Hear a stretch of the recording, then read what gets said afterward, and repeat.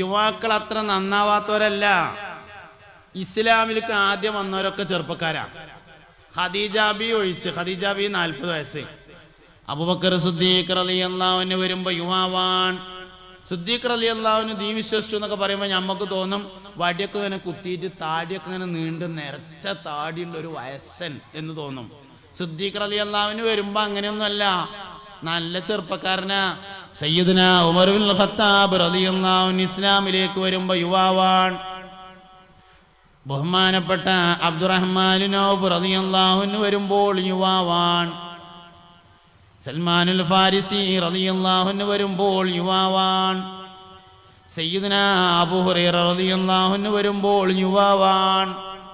സഹാബത്തിനെ നമ്മളിങ്ങനെ പരിശോധിച്ചാലേ സഹാബത്തിന്റെ കൂട്ടത്തിൽ അറിയപ്പെട്ട ആളുകളൊക്കെ ഇസ്ലാം ദീനിലേക്ക് വരുമ്പോൾ യുവാക്കളായിരുന്നു എന്ന് കാണാം.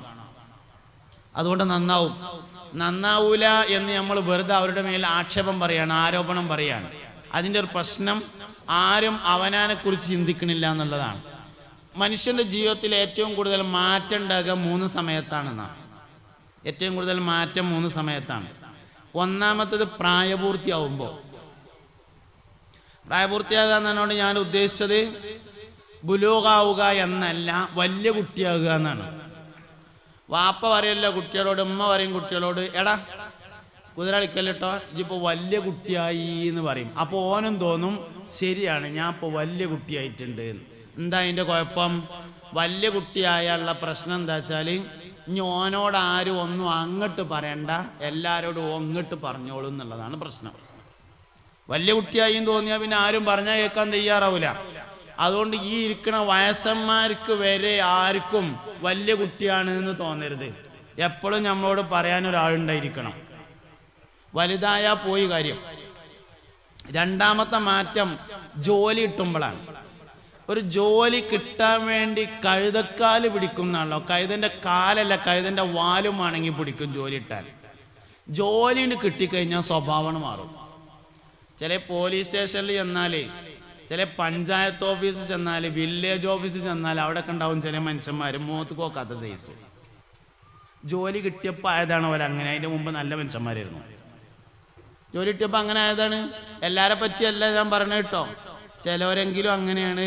പക്ഷെ ഓരെയും കൽബിൻ്റെ ഉള്ളിൻ്റെ ഉള്ളിലുണ്ടാവും ഈ നാട്ടുകാരൊക്കെ എന്നെ ഭയങ്കരമായിട്ട് സ്നേഹിക്കണം എന്ന്. നടക്കൂല ആ പരിപാടി. അത് അങ്ങോട്ടുണ്ടെങ്കിൽ തന്നെ ഇങ്ങോട്ട് ഉണ്ടാവുള്ളൂ. മൂന്നാമത്തെ മാറ്റം എപ്പോഴാന്ന് പറയുന്നത്, ഈ ജോലി കിട്ടിയവർക്ക് വലിയൊരു പ്രശ്നമുണ്ട്. ജോലി ഇല്ലാത്തവരോട് ഭയങ്കര ദേഷ്യക്കാരം. ജോലിക്കാർക്ക് ജോലി ഇല്ലാത്തവരോട് ഭയങ്കര ദേഷ്യമാണ്. പണിയൊന്നുമില്ലേ, ഓനൊന്നും ഒന്നിനും പറ്റൂല, ഓൻ പണിയില്ലാതെ അങ്ങനെ അങ്ങോട്ട് നടക്കല്ലേ എന്ന്. ഇവനിപ്പോൾ ഇന്നലെ കിട്ടിയത് വേറെ കാര്യം. ജോലിക്കാരുടെ പ്രശ്നമുള്ളത്. മൂന്നാമത്തെ മാറ്റം റിട്ടയർഡ് ആവുമ്പോഴാണ്. റിട്ടയർഡ് ആവാന്ന് പറഞ്ഞാൽ ഗവൺമെന്റ് ജോലിയിൽ നിന്ന് റിട്ടയർഡ് ആയാലും അങ്ങനെ തന്നെയാണ്, സൂപ്പർ മാർക്കറ്റിൽ നിന്ന് റിട്ടയർഡ് ആയാലും അങ്ങനെ തന്നെയാണ്, കുവൈത്തിൽ നിന്ന് റിട്ടയർഡ് ആയാലും അങ്ങനെ തന്നെയാണ്, എവിടുന്ന് റിട്ടയർഡ് ആയാലും അങ്ങനെ തന്നെയാണ്. എന്തേ? വന്ന വഴി മറക്കും എന്നുള്ളതാണ് റിട്ടയർഡ് ആയുള്ള പ്രശ്നം. കുട്ടികളെ കണ്ണിൻ്റെ നേരെ കണ്ടുകൂടാ. പള്ളിക്കൊരു ദർസും കൂടി ഉണ്ടെങ്കിൽ പറയും വേണ്ട. ഹൗദൊന്ന് വെള്ളം മുക്കിയാലും പ്രശ്നമാണ്, മുക്കിയില്ലെങ്കിലും പ്രശ്നമാണ്. കാലുമ പാർന്നാലും പ്രശ്നമായി, പാർന്നില്ലെങ്കിലും പ്രശ്നമായി. ഉസ്താദിന് സ്വകാര്യത്തിൽ എന്നോട് പറയാൻ ഒരു സമയം ഉണ്ടായിട്ടില്ല. ഞാൻ അങ്ങനെ വന്ന് ചായ കുടിച്ചു, ഇങ്ങനെ വന്ന് കയറി. പൊതുവേ ഉള്ളൊരു സംഗതിയാണ്. എന്താ വെച്ചാൽ കുട്ടികൾ അതിന് ഇവിടെ നിന്ന് മാത്രമല്ല കേട്ടോ, അത് പേരയിലും അങ്ങനെ തന്നെ ഇക്കാരം. പേരക്കുട്ടികൾ വരുമ്പോൾ വലിയ സന്തോഷമായിക്കാരം. പിന്നെ വല്യാപ്പ മാന്തൽ തുടങ്ങി. അപ്പടി ഇപ്പടി അങ്ങോട്ട് ഇങ്ങോട്ട് തൊടല്ലേ നോക്കല്ലേ, അങ്ങോട്ട് സൈക്കിൾമ കയറിയാലും പ്രശ്നമാണ്, സൈക്കിൾമെന്ന് ഇറങ്ങിയാലും പ്രശ്നമാണ്. കണ്ണടെടുത്താലും പ്രശ്നം, പത്രത്തിൽ നിന്ന് ഫോട്ടം കീറി അങ്ങോട്ട് ഇങ്ങോട്ട്. അങ്ങനെ കച്ചറന്നെ. പേരക്കുട്ടികൾക്ക് ഈ വല്യാപ്പ എന്തേലും ഒന്ന് ആയി കിട്ടിയാൽ മതിയായിരുന്നു എന്നാവും. സാധുവിനൊന്നും ഉണ്ടായിരുന്നാൽ മതി. കുട്ടികളാവുമ്പോൾ പത്രത്തിൽ നിന്ന് കുറച്ച് ഫോട്ടോ ഒക്കെ എടുക്കും, ബാക്കി മതി. നമ്മളാരും പുരാവസ്തു ഗവേഷകരൊന്നും അല്ലല്ലോ. ബാക്കി പഴയതിൻ്റെ കൂടെ തൂക്കി വെക്കാനുള്ളതല്ലേ ഈ സാധനം. അതിൽ കുട്ടികൾ ചീന്തിയതിൻ്റെ ബാക്കി മതിയല്ലോ. എന്തിനാ ഇപ്പം എല്ലാ ഫോട്ടോ നമുക്ക് ആവശ്യമുണ്ടോ? കുറച്ചുപോലെ കീറിക്കോട്ടെ, വിരുന്ന് വരുമ്പോഴല്ലേ കീറുള്ളൂ, അല്ലാത്തുമ്പോൾ കീറുമല്ലോ. പൊയ്ക്കോട്ടെ എന്ന് വെച്ചാൽ മതി. ചെയ്യൂല. നമ്മൾ നമ്മുടെ സ്ഥാനത്ത് മറ്റുള്ളവരെ കാണുന്നു, അവരുടെ സ്ഥാനത്ത് അവരെ കാണുന്നില്ല. ഞാൻ എൻ്റെ സ്ഥാനത്താണ്, റോട്ടിൽ കൂടെ നടക്കുന്ന എല്ലാ മനുഷ്യന്മാരെയും കാണുന്നത്. എന്നിട്ട് ഓപ്പെന്താ അങ്ങനെ മറ്റോപ്പെന്താ അങ്ങനെയെന്ന് തോന്നുകയാണ്. എപ്പോഴെങ്കിലും ഒന്ന് മുടി വെട്ടിയപ്പോൾ അത് കക്കൂസത്തിൻ്റെ ബ്രഷിൻ്റെ മാതിരി ആയി എന്ന് കരുതിയിട്ടൊന്നും സംഭവിക്കണില്ല. അങ്ങനെ വേണ്ട, അത് വേറെ കാര്യം. എപ്പോഴോ ഒന്ന് മുടി വെട്ടിയപ്പോൾ അത് കക്കൂസത്തെ ബ്രഷിൻ്റെ മാതിരിയായി. എന്തോ കാര്യമായ സഭയിൽ മുമ്പിക്കാത്ത് ചെയ്തിട്ടുണ്ട് എന്നാണ് നമ്മളെ വിചാരം. അതും അവൻ അടുത്ത് വെട്ടുമ്പോൾ നേരാക്കിക്കോളും. കാരണം അത് മുസ്ലിങ്ങളെ സ്വഭാവമല്ല എന്ന് അവന് പറഞ്ഞു കൊടുത്താൽ മതി. ഈ മുടി വെട്ടൽ ഇങ്ങനെ കോലം കെട്ട രൂപത്തിൽ വന്നത് എന്നാ വെച്ചാൽ കുരിശുദ്ധം നടക്കുന്ന സമയത്താണ് അത് വന്നിട്ടുള്ളത്. മാപ്പിളാര് ആകെ 3 കോലത്തിലേ മുടി വെട്ടിയിട്ടുള്ളൂ.